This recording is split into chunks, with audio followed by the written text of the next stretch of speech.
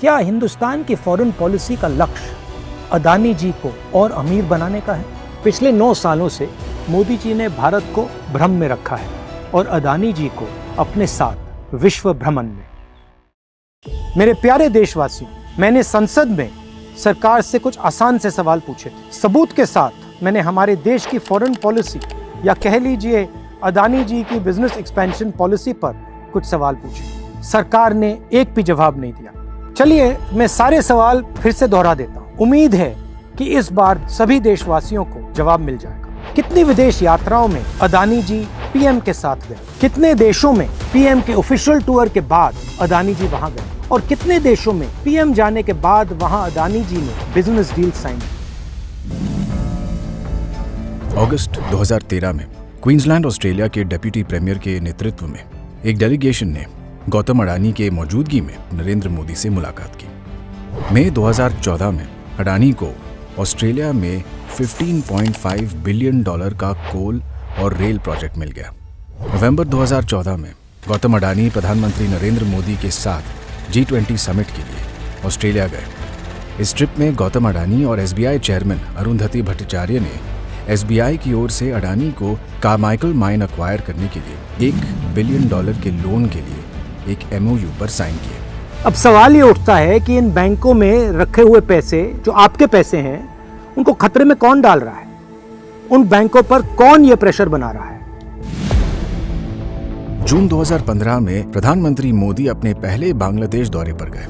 Visit का जबरदस्त फायदा अदानी ग्रुप को मिला। 2015 में अदानी पावर लिमिटेड ने 1600 मेगावाट थर्मल प्लांट डेवलप कराने के लिए बांग्लादेश के साथ एक MOU साइन किया। ये घोषणा की गई कि अदानी पावर बांग्लादेश को बिजली पहुंचाने के लिए थर्मल पावर प्लांट का निर्माण करेगी। एक्सपर्ट्स ने साफ साफ कहा कि लोकल रेट से 5 गुना महंगे रेट पर बिजली बेचकर अडानी बांग्लादेश को लूट रहे हैं। क्या हिंदुस्तान की फॉरेन पॉलिसी का लक्ष्य अदानी जी को और अमीर बनाने का है?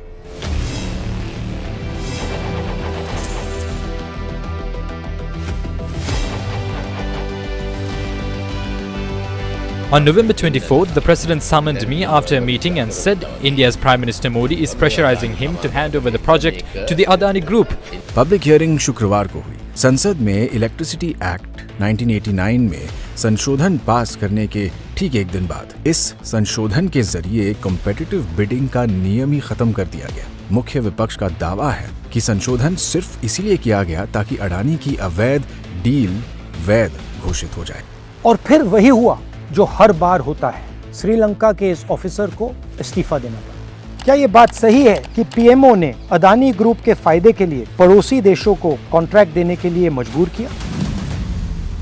मार्च 2016 में अडानी ने अनमैन्ड एयरक्राफ्ट सिस्टम्स की फील्ड में इजरायल की कंपनी एल्बिट आई स्टार और एक भारतीय company alpha design technologies private limited के साथ स्टेटमेंट ऑफ इंटेंट करार किया। इस करार का ऐसा जादू चला कि एल्बिट सिस्टम्स को भारत के रक्षा मंत्रालय ने Mi-17 हेलीकॉप्टरों को मेंटेन और अपग्रेड करने के लिए $110 मिलियन का ठेका दे डाला। 2017 में पीएम मोदी इजरायल गए।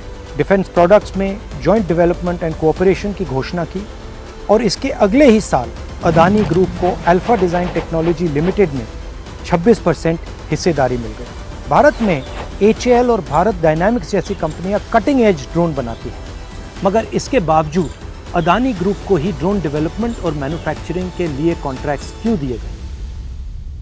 सवाल अब भी वही है, क्या ये भारत की फॉरेन पॉलिसी है या अडानी के बिजनेस को दुनिया भर में बढ़ाने की पॉलिसी है? अब जापान हो या स्वीडन, मलेशिया हो या Iran, Mozambique, Oman, Myanmar, Vietnam, चाहे चाइना हो या फिर पाकिस्तान, देश कोई भी हो, रेस अगर डील पाने की है तो उसमें अडानी एंटरप्राइज की जीत पक्की है। पिछले 9 सालों से मोदी जी ने भारत को भ्रम में रखा है और अदानी जी को अपने साथ विश्व भ्रमण में।